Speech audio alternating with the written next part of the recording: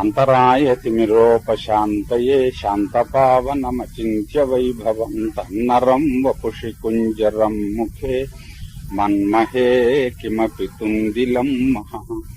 శరణం కరవాణి శర్మదంతే చరణం వాణి చరాచరోపజీవ్యం కరుణామసృణైః కటాక్షపాతైః కురు మామంబ కృతార్థసార్థవాహం.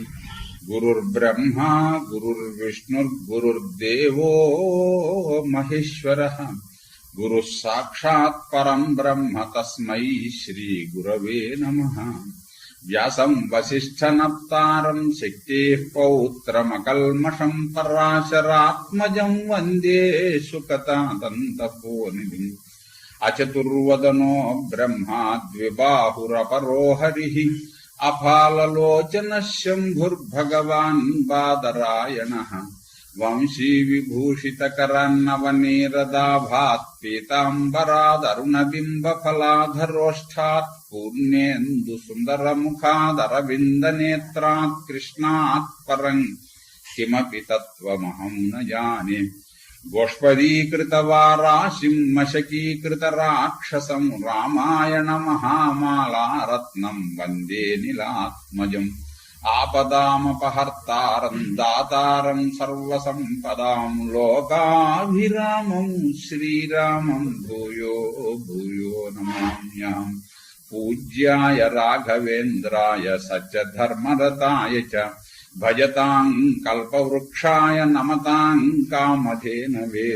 నారాయణం నమస్కృత్య నరం చైవ నరోత్తమం దేవీం సరస్వతీం వ్యాసం తతో జయముదీరయేత్. తల వంచుకుని వాళ్ళు అడుగులు వేస్తూ ఉంటే కుంతి ఇంకా అసలు నిగ్రహించుకోలేక శోకాలు పెట్టడం ప్రారంభించిందిట. ఆవిడ పైకే అనేసిస్తోందిట. ఎంత గొప్పవాళ్ళురా మీరు, చివరికి ఇలా అయిపోయారా. కశ్యా అపధ్యాన జంచేదం ఆగః పశ్యామి ఓ జియా. ఏం పాపం వల్ల వచ్చిందిరా మిమ్మల్ని ఇటువంటి ఆపదలో ఉన్నటువంటి వాళ్లను చూడడం. శాత్తు మద్భాగ్య దోషోయం యాహం యుష్మానజీజనం దుఃఖ ఆయాస భుజోత్యర్థం యుక్తానప్యుత్తమైర్గుణై. మీరు చేసుకున్న పాపం ఏం లేదు, పాండురాజు గారు ఏం పాపం చేయలేదు, మరి ఇటువంటి కష్టం మీకు ఎందుకు వచ్చింది? నేనే ఏదో పాపం చేసి ఉండాలి. ఎందుకంటే మీ కుమారులు ఇంత కష్టపడుతూ ఉంటే నేను చూసి బాధపడాల్సినటువంటి యోగం ఏదో నాకు ఉండాలి. అలాంటి పాపం ఏదో నేను చేసుకుని ఉండాలి. లేకపోతే ఏమిటి, ఇంత సుకుమారులు మీరు అరణ్యాల్లో ఎలా ఉంటారా నాయన. యద్యేతదేవం అజ్ఞాస్యం వనేవాసో హివో ధ్రువం శతశృంగాన్ని ముడితే పాండవ్ నాగమిష్యం గజాహ్వయం. అక్కడుంది కుంతీదేవి. అంతమంది మహర్షులు ఉన్నారు శతశృంగ పర్వతం మీద. ఒక్కరు చెప్పారు కదేమిటి నాకు, ఆకాశవాణి ఏమో వీడు ఇంతటి వీరుడవుతాడు వాడు అంతటి వీరుడవుతాడని అలా చెప్పింది గాని వీళ్ళు మళ్లీ అరణ్యవాసం చెయ్యాల్సి వస్తుంది అని ఎవరూ చెప్పారు కదా నాకు. ఆ మాటే కనుక నాకు తెలుసుంటే నేను హస్తినాపురం అసలు తీసుకుని వచ్చేవాళ్ళ మిమ్మల్ని. ఎలాగా అరణ్యవాసం చేయవలసిన యోగం ఉంది అంటే అప్పటి నుంచి అరణ్యంలోనే ఉండిపోతే బాధ అనిపించదు. ఇప్పుడు ఇక్కడికి వచ్చి ఈ రాజ్యం అని అదని ఇదని ఈ భోగాలని ఇవన్నీ చూసి మంచి కాలం చూసి మళ్లీ ఈ కష్టాలు పడాలంటే అది ఎంత కష్టమైన విషయం. ఇంతకీ అదృష్టవంతుడు మీ తండ్రి అంది. ధన్యం వః మన్యే తపోమో మేధాన్వితం తథా యః పుత్రాధిమ సంప్రాప్య స్వర్గేచ్ఛామకరోత్క్రియాం. అప్పుడైతే ఏదో ఆయన నిగ్రహించుకోలేకపోయాడని అనుకున్నాను గాని పిల్లలు కలిగారు అంటే వాళ్ళు పెరుగుతున్నారు అంటే వాళ్ళ వల్ల కష్టాలు పడవలసి వస్తుంది, బెంగ పెట్టుకుని బాధపడాల్సి వస్తుంది అని ఈ బాధ నేను పడలేను అని ఆయన వెళ్లిపోయాడు అన్నమాట. ఆ సంగతి నాకు అప్పుడు తెలిసింది కాదు. ఎంత అదృష్టవంతుడైనా మీ వల్ల బాధపడకుండా వెళ్లిపోయాడు, ఈ బెంగ మనస్సులో బెంగ పెట్టుకోకుండాను. ఆయన అటువంటి వాడైతే మాద్రి కూడా అదే అదృష్టవంతురాలే. ఇలాంటి బాధలేం పడకుండా ఆమె వెళ్లిపోయింది. మమాంతో నైవ విహితః తేనాయుర్న జహాతి మాం అంతవంత్య సుధర్మేస్మిన్ ధాత్రా కిన్ను ప్రమాదతః. పుట్టినటువంటిదేమో మత్స్యలోకంలో కదా పుట్టాము, అందరూ పోవలసినటువంటి వాళ్ళమే కదా.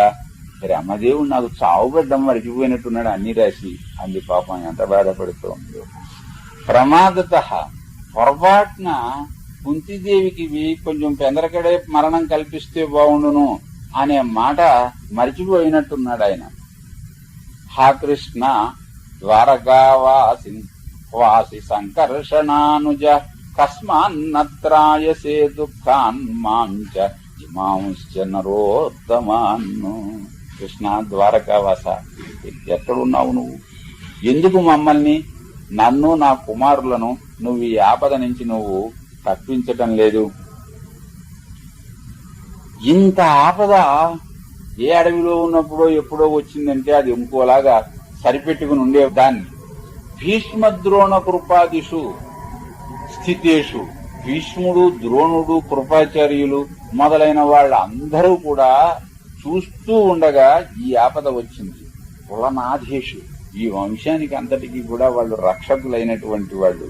ఇది ఎలా వచ్చిందో నాకు అర్థం కావటం లేదు అని మళ్లీ పాపం సహదేవుణ్ణి, సహదేవా నివర్తస్వ నను త్వమసి మే ప్రియ, ఒరే నువ్వు వెళ్ళగరా, వెడితే అరణ్యవాసానికి వాళ్ళు నలుగురు వెడతారు గాని అందుకే మళ్ళీ కుంతీదేవి సహదేవుని శరీరాదపి మాద్రేయ మా త్యాక్షి కుపుత్రవతు, నన్ను విడిచిపెట్టి వెళ్ళగరా, నువ్వు తల్లిని బాధించి నీచుడైతే వెడతాడు, నువ్వు అటువంటి నీచుడు కావు, అంచేత నా కష్టం కలిగించి నువ్వు వెళ్ళకు అని పాపం విడిచిపెట్టలేక దుఃఖపడింది ఆవిడ.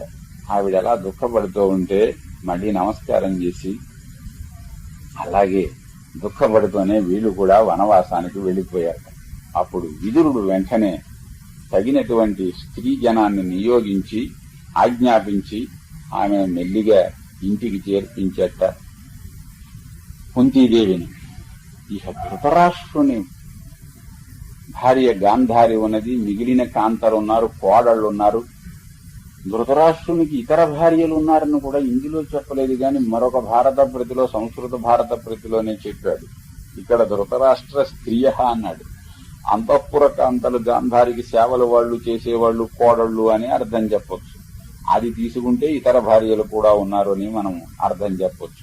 వాళ్ళందరూ ద్రౌపది వెడుతూ ఉంటే చాలా దుఃఖపడ్డారు. ఈ విధంగా బయలుదేరి వెడుతూ ఉంటే సహజముగా అంత ఆపద వచ్చిందని ఒకటిన్ను, అంత మహాపతివ్రతను ఇంత బాధించారు, ఇంకా ఏమి రానున్నదో అని గట్టిగా సస్వనం శోకాలు పెడుతూ పైకి దుఃఖించారట. వాళ్ళందరూ చాలా సేపటి దాకా చిట్టిపోశారట ఈ వంశం వాళ్ళందరినీ. ఎందుకంటే వాళ్ళందరూ కూడా ఇతర వంశముల నుంచి వచ్చిన వాళ్లే కదా. అసలు ఈ వంశమే ఇంత వంశం, పాడు వంశం, అప్పుడు ఆడవాళ్ల సుఖం చూసిన వంశం కాదు అని తమ అత్తవారి వంశాలను పట్టుకుని వాళ్ళు తిట్టిపోశారట వాళ్ళందరూ కూడా. రురుదుహు సుస్వనం సర్వాహ వినదంత్య పురున్ భృషం, మొత్తం ఈ పురువంశం వాళ్ళందరినీ పట్టుకుని తిట్టారట వాళ్ళు. కటికి వంశం ఇది అలాగిలాగని చెప్పింది. చాలాసేపు అలాగ చేతుల్లో తలకాయలు పెట్టుకుని మొహాలు చేతుల్లో ఉంచుకుని విచారిస్తూ ఉండిపోయారు. ధృతరాష్ట్ర మహారాజు కూడా కంగారు పుట్టింది. వీళ్ళు ఇలాంటి ప్రతిజ్ఞలు మళ్లీ ఇంకోసారి చేసి ఇంత బాధపడుతూ వెళ్లారు అనడపటికి ఆయనకి బాధే వచ్చింది. బాధ వచ్చింది అంటే ముందర మాట్లాడవలసినటువంటి వాడు విదురుడు, తప్పితే సంజయుడును. అంచేది విదురుని కేకేసుకురా అన్నట్ట ధృతరాష్ట్రుడు. సరే విదురుడు వచ్చాడు. వచ్చి సాశంక ఇవ పప్రచ్ఛ ధృతరాష్ట్ర అంబికాసుత. ఇతడు దీర్ఘదర్శి, సమస్త ధర్మములు తెలిసినవాడు. ఏం అడిగితే ఏమంటాడో అని లోపల భయం ఉంది, కానీ మాట్లాడితే వీడితోటే మాట్లాడాలి. అంచేతను సాశంక ఇవ అన్నాడు. ఓ మళ్ళీ భయపడుతూ అడిగిన తనేమో మహారాజు, అతడేమో మంత్రి, కానీ తమ్ముడు, తండ్రి వైపు నుంచి చూసుకుంటే తమ్ముడు. నిజానికి భయపడక్కర్లేదు, కానీ ఆ నీతి బలం విదురుడుకున్నటువంటిది ఏమిటంటే ధార్మికమైనటువంటి బలం విదురుడి దగ్గర ఉంది. తను చేసింది పనికి మాలిన పని తనకే తెలుసును. అంచేతను ప్రశ్న వెయ్యాలంటే భయం వేసింది ధృతరాష్ట్రుడు. అంటే భయపడుతూ మెల్లిగా అన్నట్ట కథంగచ్చది కౌంతేయ అన్నట్ట. కుంతి పెద్ద కొడుకు ఎలా వెళ్ళాడు అన్నట్టు. వెళ్ళేటప్పుడు ధర్మరాజు ఎలా ఉన్నాడు అన్నట్టు. ఎందుకు చెప్పండి వీడికి ఇది పని కట్టుకుని వినాలి, ఏం జరిగిందో ఏమిటో తెలుసుకోవాలి.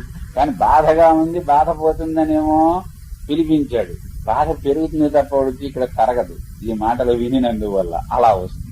బయలుదేరి వెళ్ళేటప్పుడు ధర్మరాజు గారు ఎలా ఉన్నాడు, భీముడు ఎలా ఉన్నాడు, అర్జునుడు ఎలా ఉన్నాడు, నకులుడు ఎలా ఉన్నాడు, సహదేవుడు ఎలా ఉన్నాడు, సౌమ్యుడు ఎలా ఉన్నాడు, మరి ద్రౌపది ఎలా ఉంది, ఇది విందాం అనుకుంటున్నాను. వాళ్ళు ఏం చేస్తూ వెళ్ళారో, వాళ్ళ చేష్టితం, వాళ్ళ చేష్టలు కూడా, వాళ్ళు ఎలా ఎలా వెళ్ళారో అవన్నీ వివరంగా చెప్పవలసింది అన్నాడు. సరే అడిగో చెబుతానన్నాడు విదురుడు. స్వస్తి ప్రజాభ్య పరిపాలయంతాం న్యాయేన మార్గేణ మహీం మహిషా గోబ్రాహ్మణేభ్య శుభమస్తు నిత్యం లోకాః సమస్తాః సుఖినో భవంతు.